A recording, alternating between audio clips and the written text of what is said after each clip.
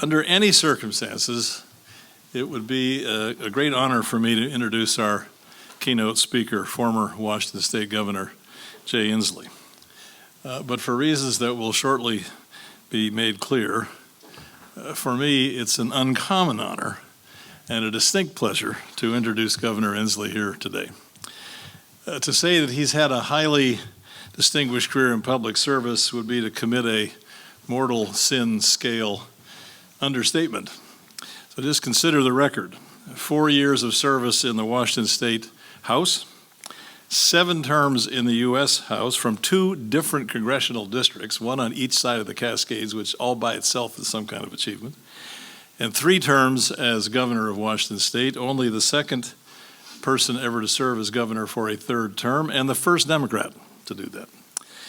Governor Inslee prepared for that long career of public service by getting a law degree from Willamette University, an undergraduate degree in economics from the University of Washington, and most dispositively, as the lawyers say, what we have to believe was a deeply character-building year as a freshman at Stanford University, where he enrolled in a course on 20th century U.S. history that I taught. So I choose to believe that all the rest was, as the historians like to say, everything else was history. So please join me in welcoming Governor Inslee back to Stanford.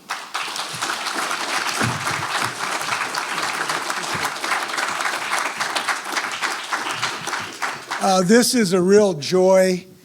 And if I may indulge myself in a little bit of personal vindication. This is a day of vindication in my life. I was here in the year 69, 70. And I remember very well in the spring of 70 taking this American history class. And I was given an assignment to write something using original data, not just books. And so I wrote about John Lewis and the creation of the CIO, which was a major event in labor history, of course. And I enjoyed that work. But I was a little dilatory in getting the finished product to the professor. So he called me into his office and he said, look, you're 2 weeks behind. I give you a simple assignment and you're not coming through. And at the rate you're going, you're just not ever amount to anything. And I looked him right in the eye and I said, with all due respect, Professor, the day will come when you beg me to come talk to your group at Stanford University and give me a glowing introduction.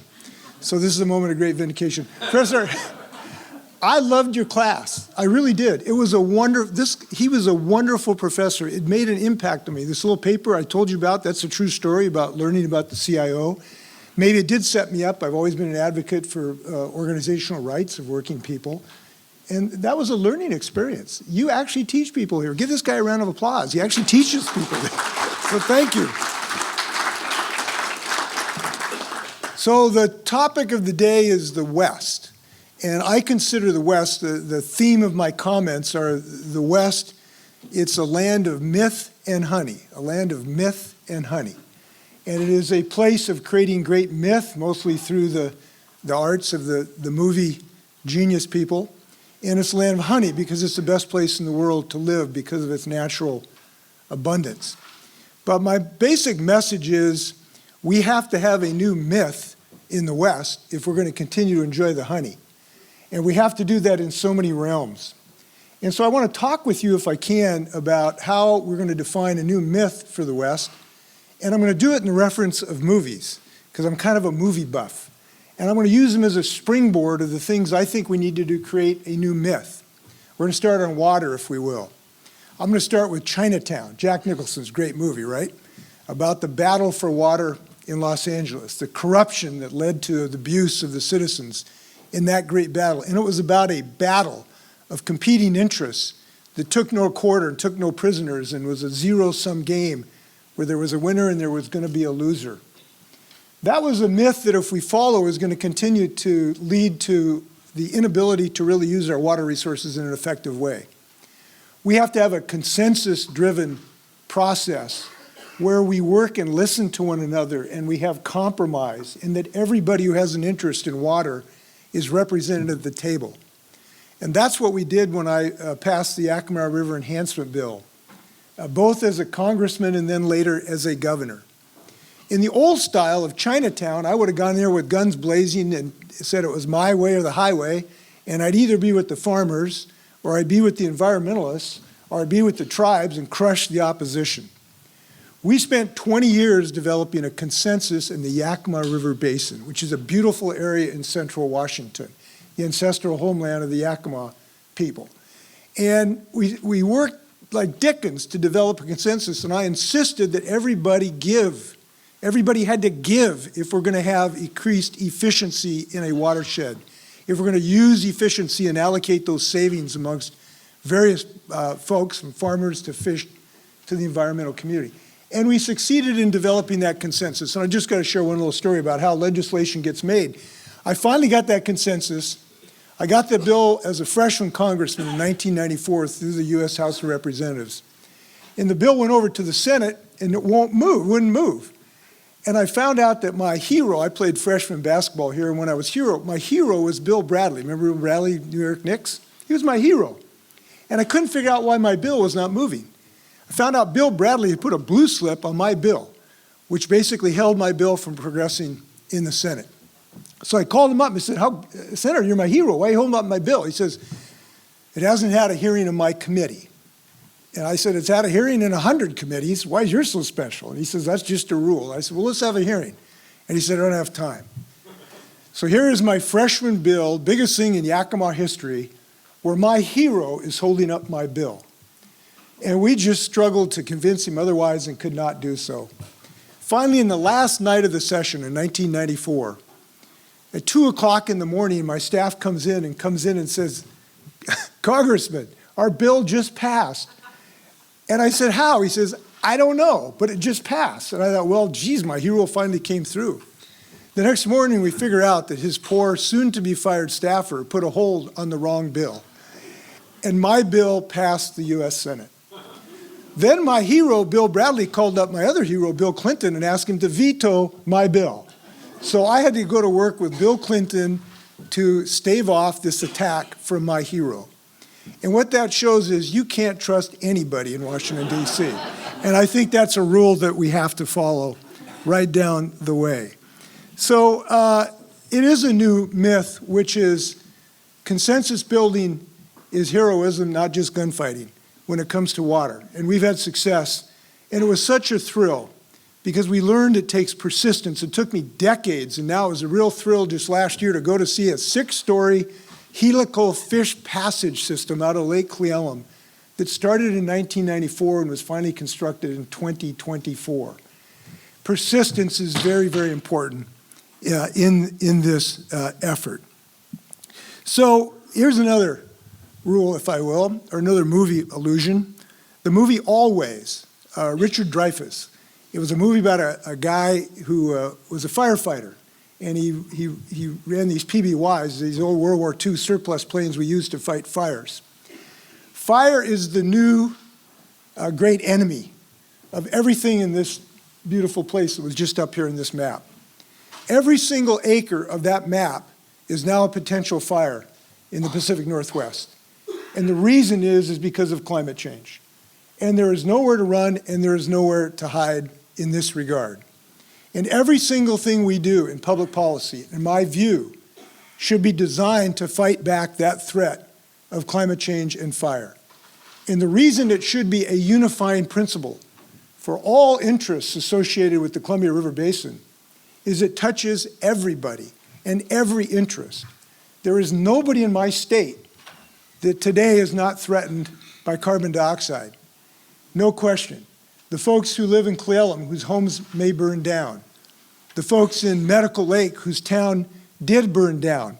And by the way, it's a little upsetting to me that when this town burned down in eastern Washington, the current president of the United States refused to send emergency assistance. We got to be helping people, not hindering them when they suffer. But we can't do it after the fire, we got to do it before the fire. And that means restraining carbon dioxide emissions. That ought to be our number one job in my view. And you have to ask yourself, why has that not happened? How with the science, which is so clear at this moment, that we're wrapping the Earth in a blanket of carbon dioxide and now methane that is heating up the planet with such alarming rapidity, and we have an absolute consensus in the scientific community, much of which has come from Stanford University, thank you very much, that there are still people that want to deny this problem and try to handicap our ability to build the clean energy economy that we currently are building. You know the state with the most renewable energy in the whole United States? Texas.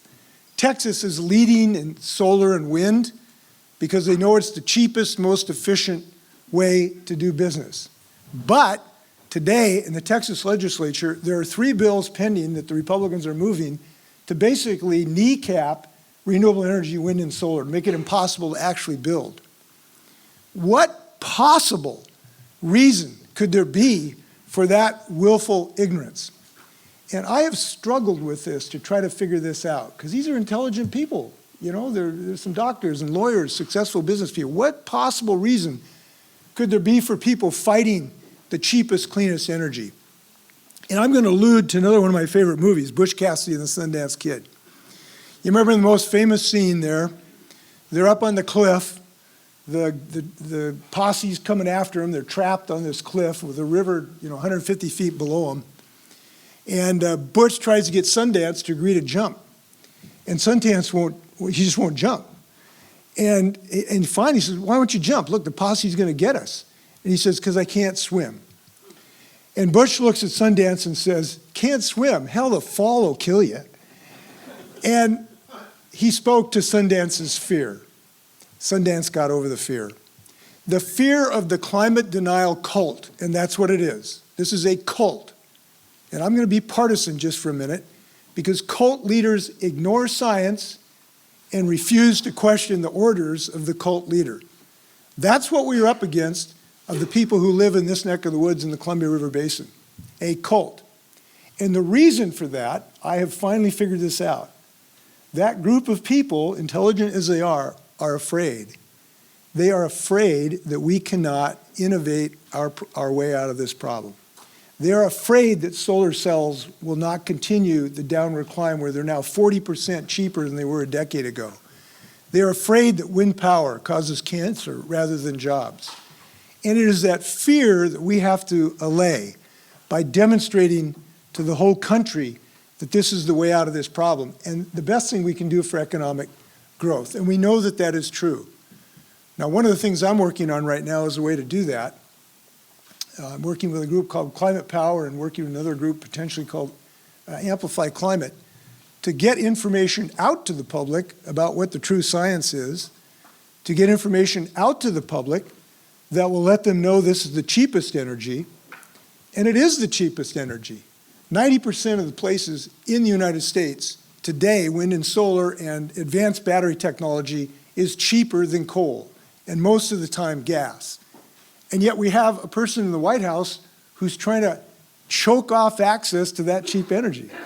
It's very difficult for me to understand that when a person says he wants to dominate the energy world, to deny Americans access to the cheapest and now hugely abundant renewable energy, except for this concept of fear.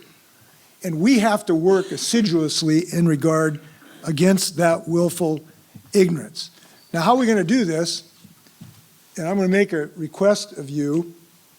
Another favorite movie of mine, High Noon. High Noon, you remember Gary Cooper? He didn't get the townspeople to stand with him against the forces of darkness, and he had to stand up himself. And he was the sole person standing up against the tide when the forces of violence were against him. But he stood up. And I'm here to ask everybody in this room to stand up on this issue. Because when people stand up, that courage is contagious. The people of this room have large followings.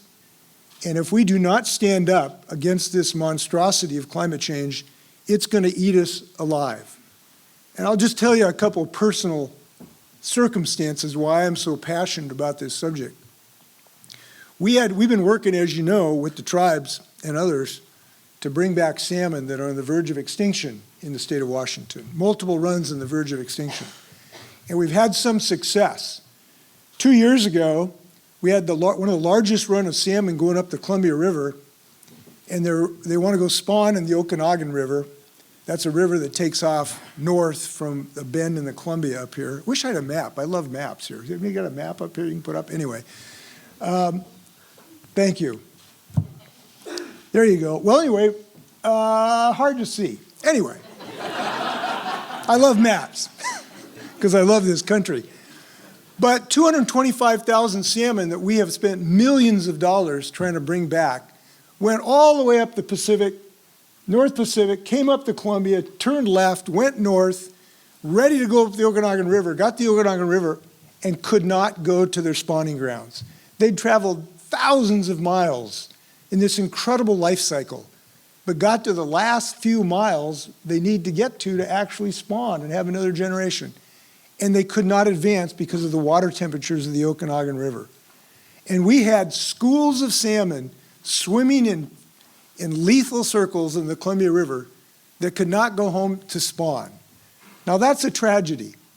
And the only way to stop the continuation of that pattern is for all of us to pull together to develop a clean energy economy. And fortunately, we're so capable of doing this. As you know, we have, in the state of Washington, adopted the most aggressive climate policies in the United States. We have the most aggressive cap and invest bill, sets a ceiling on carbon dioxide, makes the polluters pay, and then redistributes that money to citizens to get heat pumps and electric vehicles and the whole 9 yards. It's working great. And I'm pleased to tell you that when the fossil fuel industry came to repeal that, and they put it on the ballot box, the incredibly wise citizens of the state of Washington rejected it 62 to 38. And we kept the most aggressive climate policy in the United States intact. And that's because people get this when you actually have a chance to talk to them. But that's not the only thing we have. We have a low carbon fuel standard. We have the most aggressive building code standards in the United States. We have a provision that helped wean Washingtonians over time off of natural gas that was just confirmed in our state Supreme Court. And as a result of those policies, we are growing our economy like crazy. In the central part of Washington State here, about halfway across, we have two of the most advanced silicon anode batteries in the whole world today, hiring hundreds of people and advancing the batteries to increase the capacity of your electric car by 20 or 25%. We have a company called 12, which is two Stanford chemical engineer postdocs figured out, why don't we just make fuel for jets out of carbon dioxide and water with no pollution? That sounds like a pretty good idea. Now they're actually producing that in Moses Lake, Washington. We have one of the first of two fusion reactors going to be built, starting construction probably next year in Moses Lake, Washington, with a perfectly clean electricity. We are rocking it when it comes to the clean energy economy. And so we want to continue that going on. One more personal story, and this is very personal with me. I live on Bainbridge Island, Washington. It is a jewel of Puget Sound. I feel very lucky to live in such a beautiful place. It's a 35-minute ferry ride from Seattle. And for the first 2 decades I lived there, out to my left, when I look out my window, was this beautiful kelp forest of bull kelp. These are 40-foot long, streaming, brown, beautiful forests where the herring propagate and the crabs and the arthropods, and it's basically the bottom of the food chain. 2 years ago, that disappeared, totally eradicated. And we've lost all the bull kelp around Bainbridge Island, which basically is the nursery for salmon in Puget Sound. This hits me right here. And when you hit right here, you do something about it. So I'm pleased that you're thinking about things we need to do. Now I'll mention some other things that are related to this problem, because sometimes people don't think they're necessarily related to climate change, but they're very important. Housing policy is very important in our effort to eliminate homelessness and deal with climate change, because we need more efficient housing. Here's a myth that we need to change. I grew up on Bonanza. Not many of you are old enough to remember Bonanza. David Fenton's old enough. He remembers Bonanza. Bonanza, of course, was the Cartwright family. This was a TV show, and they lived on, 4,000 acres in Virginia City, and they had great adventures. And unfortunately, that image of home has been welded into our minds, so that becomes the image of home. We have to have more dense housing so that we can avoid the costs of transportation and actually solve this housing crisis. And you know, the young people in Stanford today, they are being victimized by my generation because we're holding on to our single-family homes and they don't have a place they can afford to live. We have to change that myth of the West so you can be just as much a cowboy living over a retail establishment and walk your kids to the park and walk yourself to the grocery store and walk yourself to work. That's a myth that needs to change. And we're doing it in the state of Washington with new zoning rules to make sure that people are capable of doing that. Another myth that needs busting. Of course, I grew up with cowboys and Indians, and it was a pretty sad time of talking about what the right legacy is for the United States. But now I like to think of Dances with Wolves, of recognizing the importance, criticality, and value of the tribal cultures in the economy. And I want to report to you that Washington State, as far as I can tell, has the best relationship with tribal communities of any state in the United States. And the reason for that is that we have worked to build as much consensus with tribal communities as we can. And I want to report to you one of the best things about my state is in the last couple of decades, our tribal communities have absolutely blossomed because of that attitude. They have blossomed culturally, where I get to go on the canoe journey, where we take these kids for about a 500-mile canoe trip for an anti-drug and alcohol message. They've advanced economically, where they now are huge employers in the state of Washington. And by the way, 85% of all the employees of tribal economic entities are non-tribal members. And when you look at the tribes as full partners in the development of your state, fantastic things happen. And we have stood with the tribes, sometimes with political difficulty. We've had a ruling that we need to invest in culverts so that we can bring back our salmon. And we have a court order that requires the state of Washington to do that. It costs billions of dollars. Some people don't like that. But as governor, I stood to follow that court order. And now we have some productive discussions going on with our tribal community to maybe work out some kinks in it to make it more efficient. But thank God we are changing that myth. I'm going to mention one other thing. Maybe it's not too much climate related, but I want to mention too, it's close to my heart.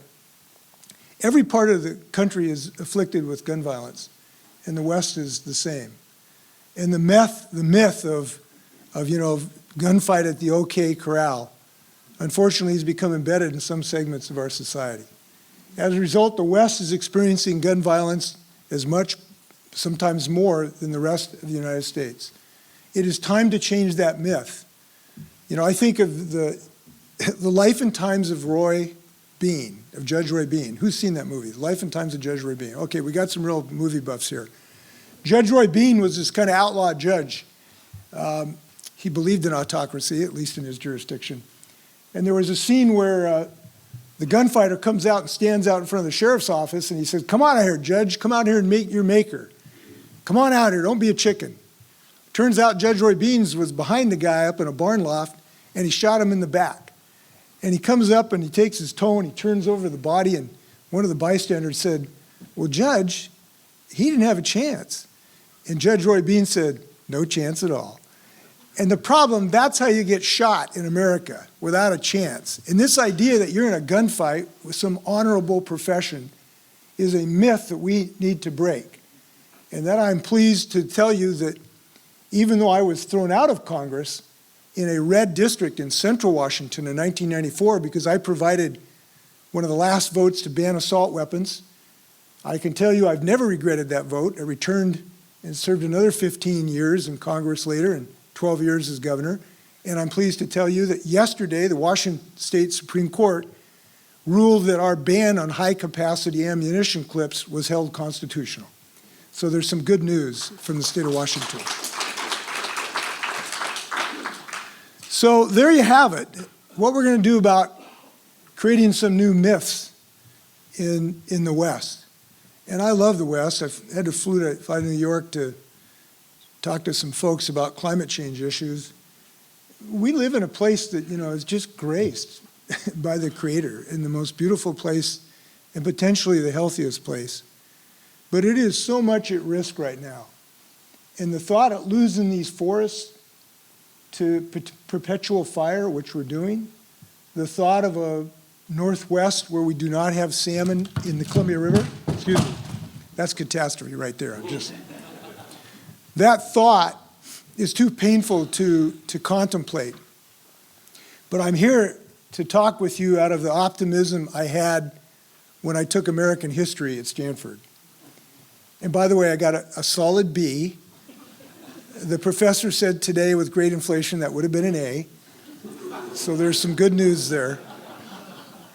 I was optimistic when I took the first human biology class at Stanford University with Professor Pittendrigg. Made a real impression on me. But I'm just as optimistic about our ability to save these precious assets in the West. And the reason is a combination of the fact that I understand that everybody in the West has a belief in their children and grandchildren. Everybody, of all dimensions, all ideologies, all faiths. It's because they love their children and grandchildren. And it's also because I understand that the brilliant people at Stanford are continuing to build a new clean energy technology. And the combination of those two things leads me to conclude we are going to maintain this great creation in the Western United States. And I want to ask for your help, and hopefully you ask me some good movies about movies. So with that, happy for easy questions. Professor, easy questions. Anybody got any easy questions?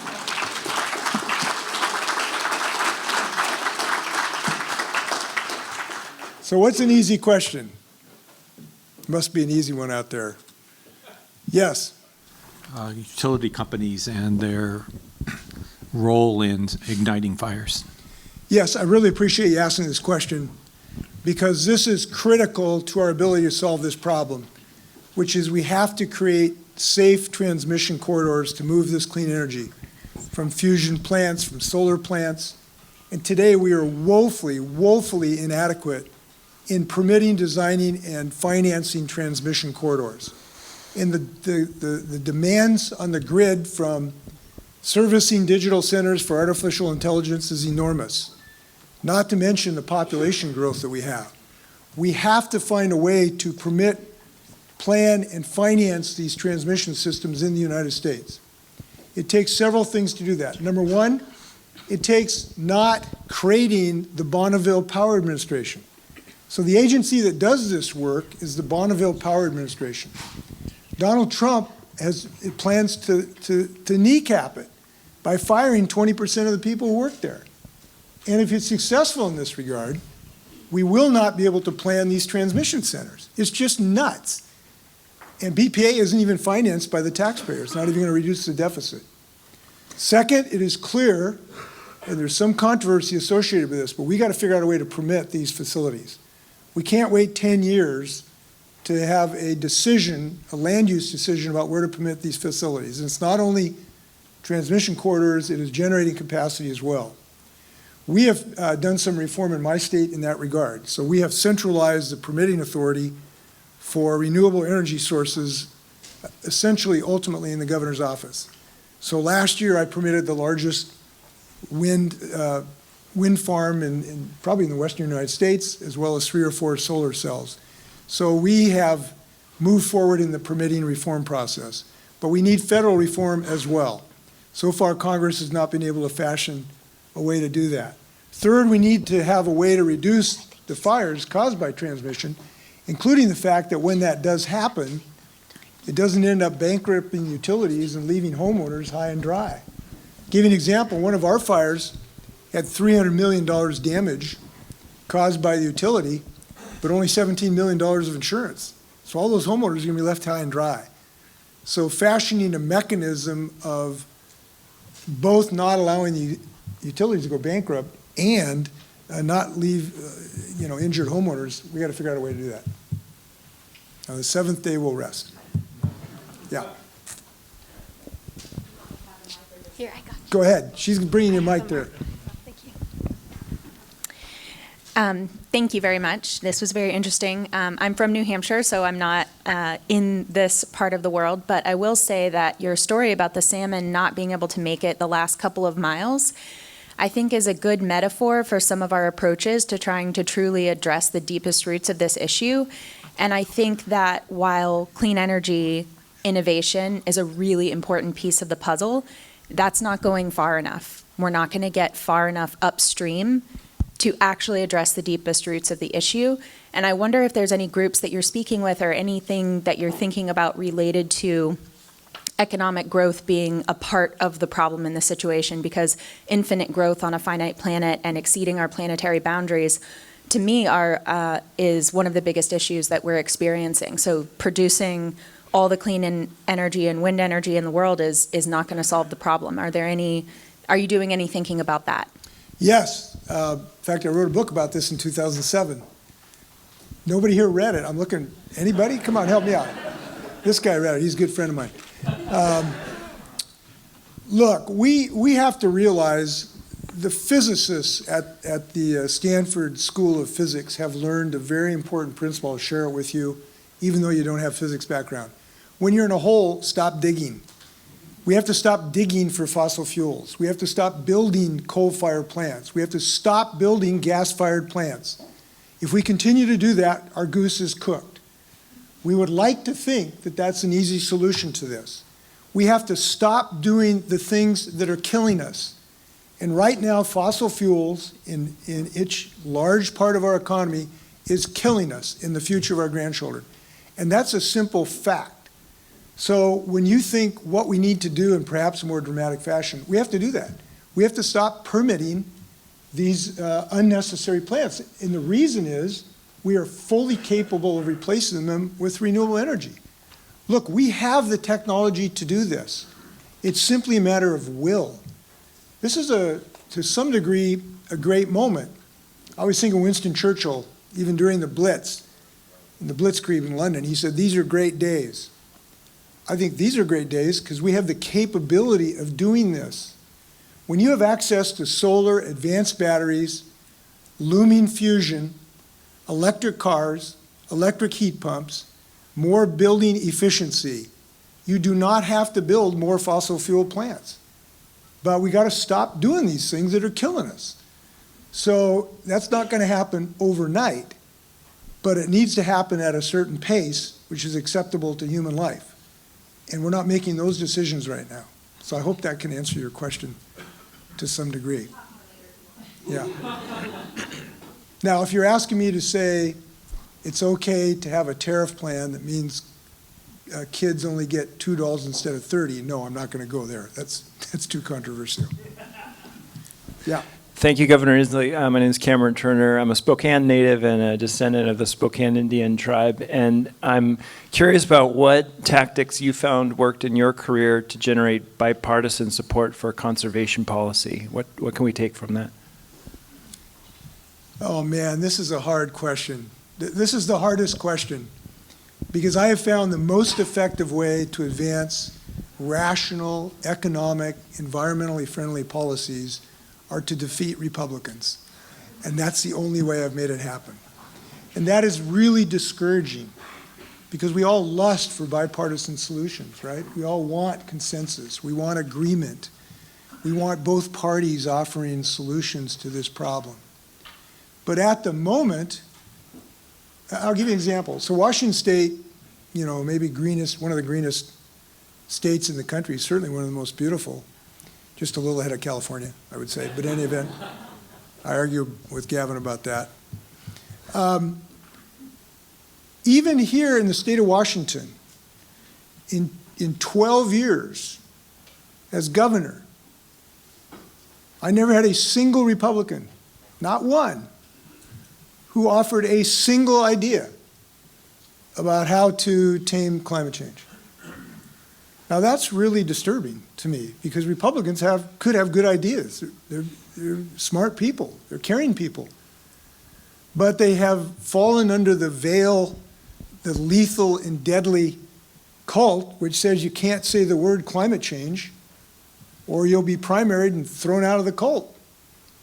So it's very difficult what you're asking. And I have sought every single way to seduce Republicans to come in and give me their ideas.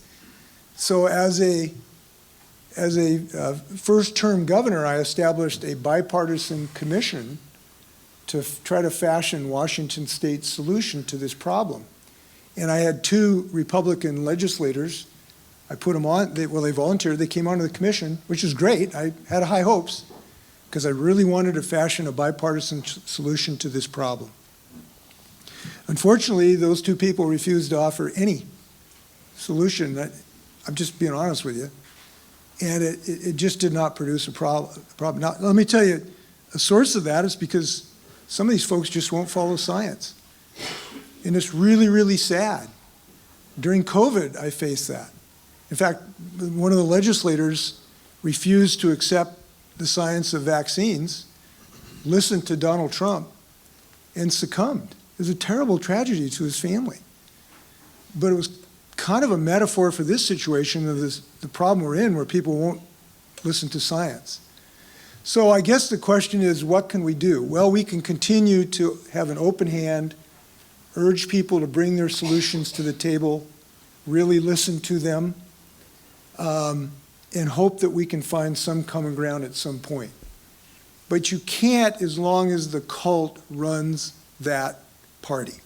And that's the situation that we're in today, and I think it's extremely sad. I mean, I personally like many of my Republican colleagues. We do have a couple people that are doing this after they've left office. Senator Bill Fritz is a real great leader on this subject. Bob Inglis, who's a good friend, after they leave Congress. We can't wait that long.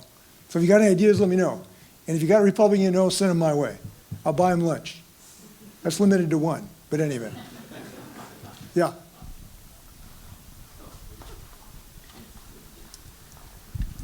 Thanks. My name is Emily, and I'm a Stanford senior, just about to graduate and hoping to work in energy. And I think I speak for a lot of the students in the room when I say that the Trump administration and his total overhaul of Biden's climate policies has cast immense uncertainty for those of us who are really excited about working in climate change and really hopeful for possible change in the next coming decade.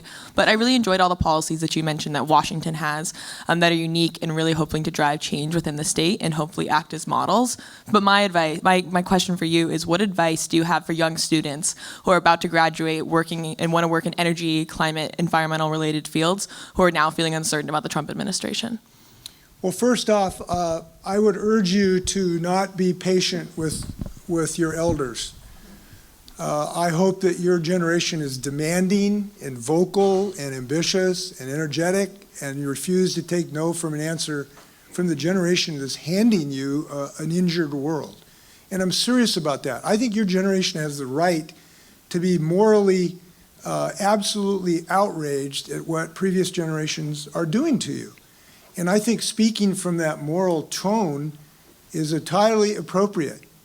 And I want to empower you in your generation in every way that I can. And I want to tell you that you can make a difference. By the way, it's not just climate change that's under attack. Democracy is under attack, as you know. And every time somebody stands up against the abuse of the U.S. Constitution, it can have an impact. And I can tell you from personal experience, student activity can make a difference in national policy. When I was here in 1970 during Cambodia Spring, we were out on the streets. And we forced Richard Nixon to back down in the Vietnam War. That was significantly because of student activism. And I don't encourage violence, I discourage violence. Some of it that happened at Stanford made no sense to me. Breaking windows of your own college never made sense to me. But being there to show your commitment to fighting climate change and restoring democracy, I want to empower you. You can make a big difference. And I would also encourage you to don't give up the ship. This is hopefully a blip in time. And we're going to get back going pretty soon when we get some leadership. I would also mention this. I'm really sorry that I haven't mentioned this to date. Look, the federal government's not going to be a positive player, unfortunately, in the immediate future. We know that with the current makeup of Congress and the White House. But states can. And I established a thing called the U.S. Climate Alliance with former Governor Jerry Brown during the first Trump administration. We now have 24 states And all of those states are moving forward using their state policy. So the federal government largely cannot stop states from moving forward. So Donald Trump could not stop me from having a cap and invest system. He could not stop me from having a low carbon fuel standard. He could not stop me from having the best efficiency standards. So being active on a state level, by gum, push as hard as you can. And thank God you care, we need you. By the way, I'm so inspired by your generation. I went to my old dorm at Flomo up here that I was back in 1970 and just said hello to a couple of students. Man, they look so much smarter than we were there. It's just great. But I met a young man named Rohan. He's a double E major here. And, you know, he's going to go in and invent some whiz-bang battery of some sort. And I'm just inspired about what you're capable of doing. I wish I could be around long enough to follow your great career. Yeah. So, my name is Nusha Jami. I'm actually working the other side of the Bay at Lawrence Berkeley National Lab. Used to be at Stanford. I have a question for you. So, if we can't get the Republicans to agree on climate change, let's say, you know, we can never bring people from that circle into the other circle. What if we focus on innovation? For example, everybody likes innovation, right? So no one is fighting over some of these solutions that we have to climate change can be actually promoted without even needing people to go and yell and scream that climate is changing.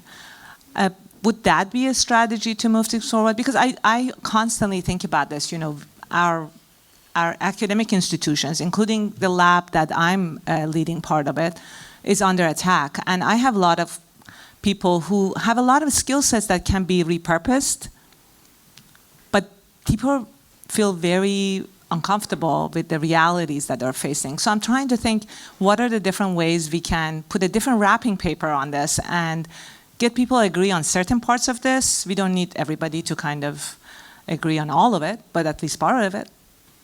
I like where you're going with this, and we should explore every opportunity to do that, to find some common cause and in particular policies that advance any low-carbon fuel system, and I really do believe that. But I have been continually frustrated on that party's refusal to actually do that.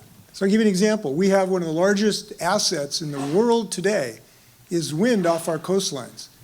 Washington State actually has a gold mine of wind off of the coast of Washington State. And 1,500 people were working literally last Tuesday on building offshore wind off the coast of Massachusetts or Rhode Island, I can't remember which. Donald Trump issued a stop work order. These people are building wind turbines, this innovative thing, with steel workers and electricians and mechanical engineers doing this work. And he laid them off. Now where's the sense of that? This is a clean, innovative new technology. We have a tax cut plan, which now they're trying to kill, that would help these new businesses move forward. The Inflation Reduction Act, they're trying to kill. So you have to scratch your head and say, why? Well, again, it comes back to this issue of A, the cultist behavior, B, the inability to see this through a non-ideological lens. My kind of view is we got to take these ideological sunglasses off and just put the practical sunglasses on and just see what works. So yes, we should continue to wrap it in those type of efforts. But I have to tell you, until something changes in the makeup of our federal government, we are going to be stymied. Yeah. Hi. Hello. And I grew up in I grew up in Washington State. I worked with Lieutenant Governor Heck for 2 years on LIAC, and I live in a very small town that is what the Professor Kennedy would call an amenity west town. And very much our economy relies on tourism, but also the climate, maintaining being good, because people want to see a pretty mountain and green forests and not fire. But it also means that those towns that you're living in are becoming more expensive. It's impossible to buy a home where I live now. And it just feels like in order to maintain, that amenity west, it comes at the cost of the people that live in those towns. So how do you think we can create policy that centers towns like, I'm right next to the Olympic National Park, that are very in Squim? In Squim? Yeah. Great. Yeah. Come visit Squim. It's beautiful. You should. Right next to the Olympic National Park. Lavender Festival. One of, yeah. July. Yeah. So how do we create policy that centers, climate and also the people that live in those areas? Well, one of the biggest, as you know, challenges for amenity towns, Leavenworth, Squim, is housing. Chelan is housing costs. So the people who are in the, resort, hotel industry, medical industry have a place to live. They don't have to drive 2 hours. We have to build more housing. It's like really simple. And one of the things we can do from the state, and I've made some progress on this, is to require local authorities to allow more housing, which is changing the zoning laws. Our zoning laws basically make it impossible to build housing because everybody wants the old single-family building with white picket fence. And when the city fathers and mothers come to up the zoning, frequently you can't do it because of the local politics. So we have changed our zoning laws, another one passed this year, to require local communities to change their zoning laws to allow more housing. I think that's a fundamental thing. Now, it's not the only thing. We have to get access to resources.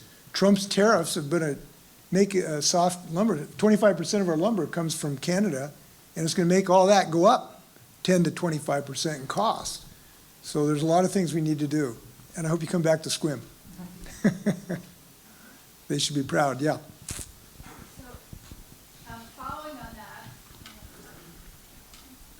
This needs to be an easy question because it's my last one. This is just following on that in terms of building more housing. There's now lots of companies that are starting to get the carbon, draw down out of the air, and turn it into products like carbon negative cement or concrete, which have been some of the worst carbon producers that we've had.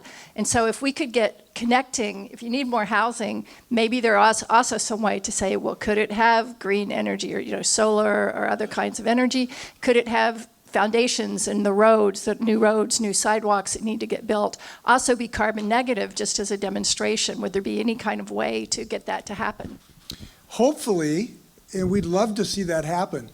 When I wrote my book in 2007, I had coffee with an entrepreneur here who was attempting to do that. He'd made a major investment in green cement, green concrete, in 2006. Well, it's 2025. It hasn't come to pass yet. But we need to make, in my book, the dire urgency of the moment demands big risk investments. That may be a big risk investment, but it demands investment given the criticality of the moment. There are ideas of sequestration with natural rock. There's an idea, a company called Stripe, I had dinner with them the other night, of being able to break up rock. I know this sounds far-fetched, but they're actually trying it, increasing its surface area, which then absorbs more carbon dioxide, makes it sequestered actually in the rock. There's an idea worth investigating.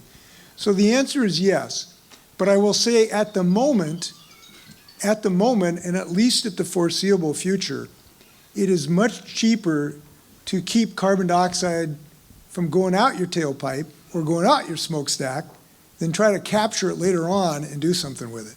It's 10 times cheaper. So at the moment, we need to use our technology, which is electric vehicles and renewable energy in our electrical grid. Unfortunately, we've got oodles of a way to do that. So in the short term, that's where we're going to go. But good luck to all the Stanford folks who are going to create a new future, and thanks for having me. Go Cardinals. Take care.